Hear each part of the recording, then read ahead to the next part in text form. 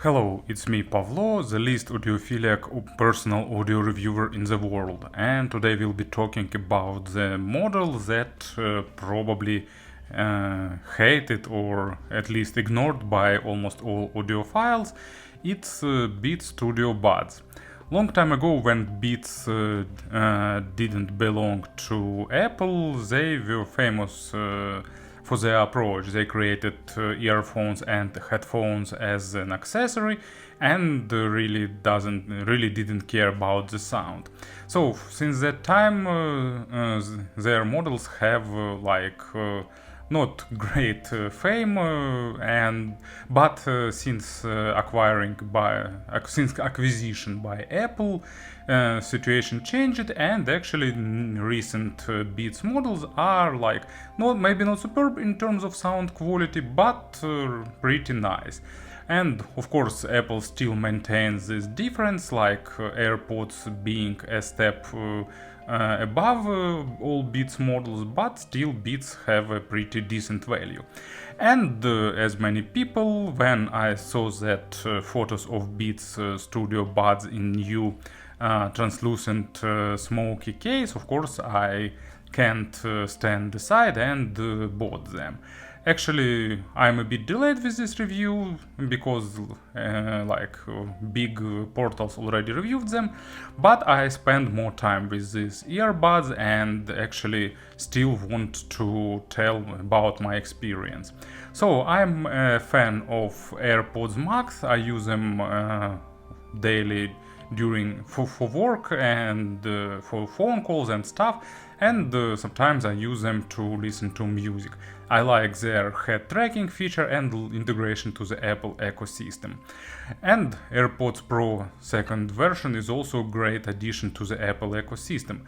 But this Beats Studio Buds are priced lower than AirPods Pro 2. Their price is $170. And actually they are in between of two worlds. They have some signature Apple features like Instant Connect, Control Center support, and some other minor Siri tracking, Hey Siri tracking, and some other features. But at the same time they have some Android features supported, like fast Bluetooth device switching and Google's version of Find My Device. So looks like Apple wanted to create the device both for iOS and for Android users. They even released the Beats control application for the Android. So all that stuff makes this model pretty interesting. And actually, let's have a closer look. As you can see, package is small, pretty minimalistic. They mentioned up to 36 hours battery life without ANC, 9 hours and 27 Ks. But if you activate active noise cancelling, it will be about 6 hours and 18 in total. They have active noise cancelling, transparency mode, spatial audio, but at the same time no head tracking here. So it's typical one-way box, modern nowadays. You tear away the stripe, but at least you getting more or less intact box, so at least you have a place where to put extra tips and cable. As you can see, there is a regular dull black USB Type-C cable for charging. Yeah, they have USB Type-C, not the Lightning. And if we open here, you can see that we have 3 additional pair of tips, including extra small ones. So probably, I don't know, for kids or for those who have really small ears. Tastes differ, of course, but I like this vintage semi-transparent design. It reminds me that first Apple iMacs that they released a long time ago after the return of Steve Jobs. And it's interesting to see different construction details like hinge, battery inside, connector, that connectors for the earpieces, and inside also you can see pretty interesting design of charging connectors. Here is a button to activate pairing mode if you need, and thanks to strong magnets they fitting really nicely into the case, holds well, and case has a pretty nice well-defined click. It's not as pleasant as AirPods one, but still pretty okay.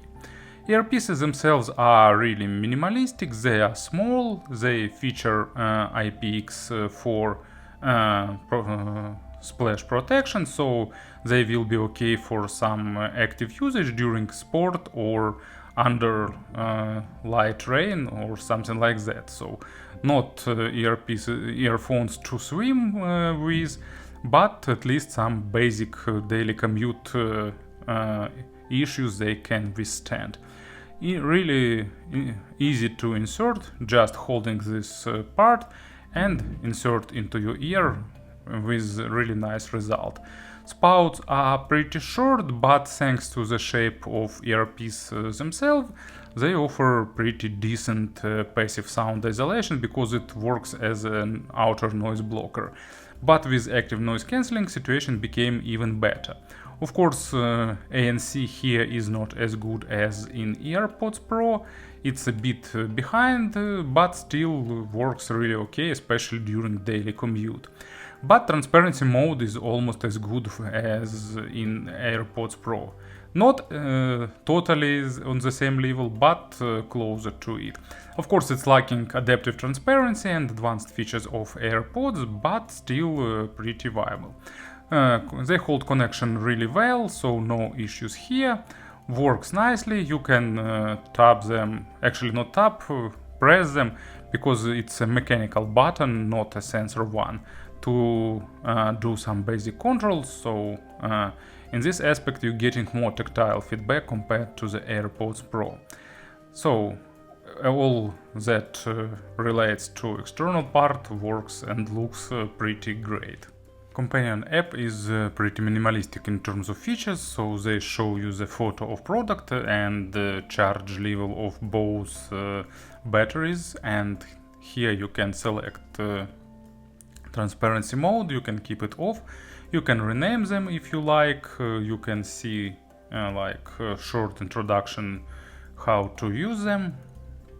Also you can select do you need the volume control or not. If you enable it, then single clicks will change the volume, and or you can reverse that, and press and hold will change transparency and noise cancelling mode, or you can disable it and activate noise cancelling mode with a single click. So you can select noise control, voice assistant, and which of the settings you want. But I think that volume control is necessary feature to have. You can select single or double click to end the call. Also you can select microphone mode, so they can switch automatically, or you can select always left or always right under your preferences.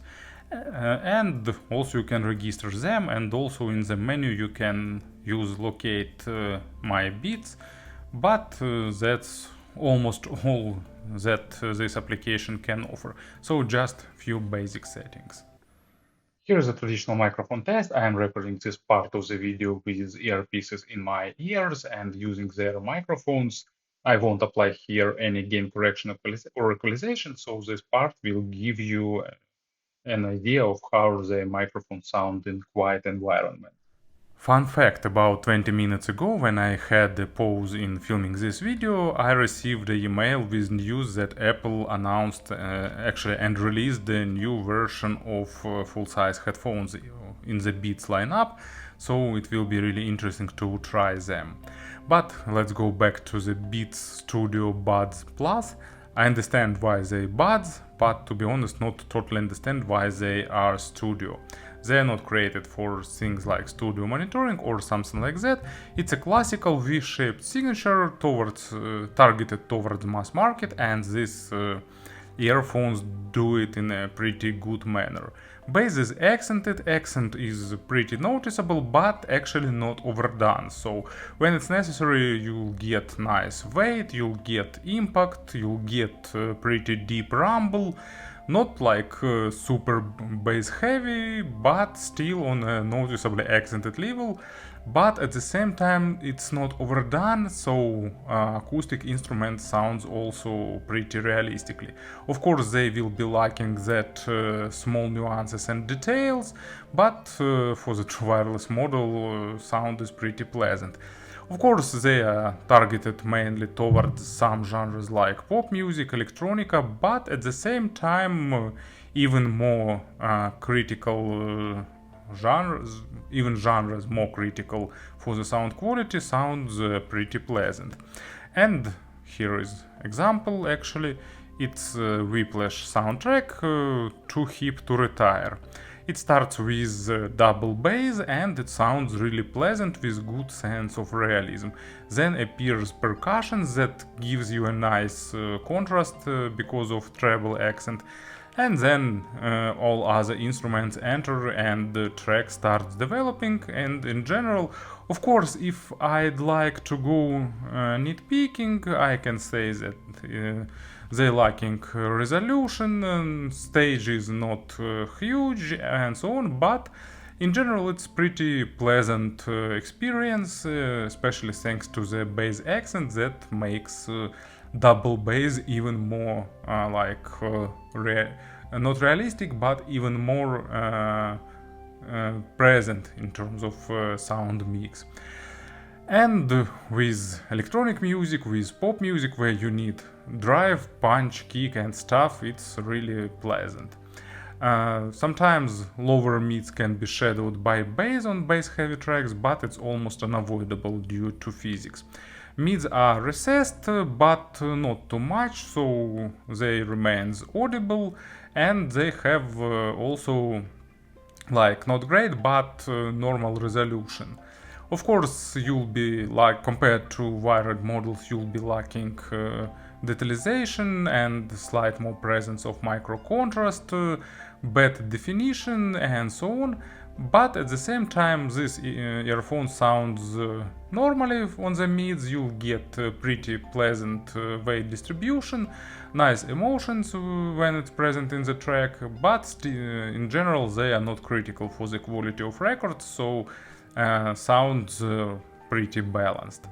And imaginary stage is slightly above average in width and in depth, but with nice depth layering. Example for the mid frequencies will be another Cha-Cha by Santa Esmeralda, really interesting project created many years ago to leverage the current for that time trend to disco, but doing it in more like gypsy Hispanic style with guitars, with interesting trumpets and so on. So actually this track is pretty packed with different things, starting with typical for the disco drum rhythm and ending with some multi-voice, not probably singing, more shouting, but recorded with nice reverberation, giving you good sense of realism, and it delivers that pretty well. Treble is also accented, of course not too sharp, but sometimes can be a bit more noticeable than treble sensitive people will prefer. Of course it's done to compensate the low frequencies accent, and it also gives you sense of clarity and realism, and in vast majority of cases it will work. Of course, don't expand like superb extension, layering and stuff like that, but basic overtones are present and gives nice saturation and pleasant sense of airness. So like normal basic treble without some big issues, but of course lacking a lot of richness layers. And example, it's actually Whole Lotta Love by Led Zeppelin. Guitar shifted, it starts with guitar shifted towards left ear with some echoes at the right ear, then in center appears a great bass line, then enters Plant with his vocals, and actually guitar and vocal require good treble performance. Of course they lacking a bit of definition and extension, but in general that sense of airiness typical for the Led Zeppelin tracks are still present here. Speaking about the comparisons, actually just two models came to my mind. Of course, there are a lot of more expensive models like Sony, Sennheiser, and other stuff that I've tested, but this model targeted towards more affordable segment, and I haven't heard a lot of models in this segment. For example, recently I reviewed Soundcore Liberty 4, and actually this model has a bit better definition because it's a bit more resolving on the mids, and the more boosted treble helps you to get a better sense of clarity. Comparing with Apple AirPods Pro 2, what is the price difference? About $50 or so. AirPods 2 give you more resolution, more refinement, more balance, but less bass, of course, like it's more targeted towards more critical listeners, but these ones are created for fun.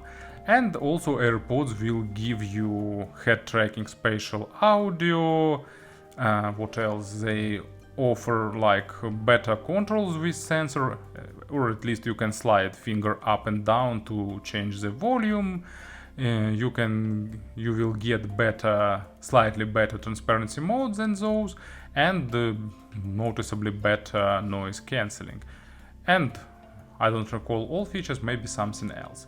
So, to summarize this review, actually pretty interesting model for the mass market user, for those who wants to really enjoy the fun representation and do it with style. Thank you for listening, thank you for your attention, and of course have a nice day.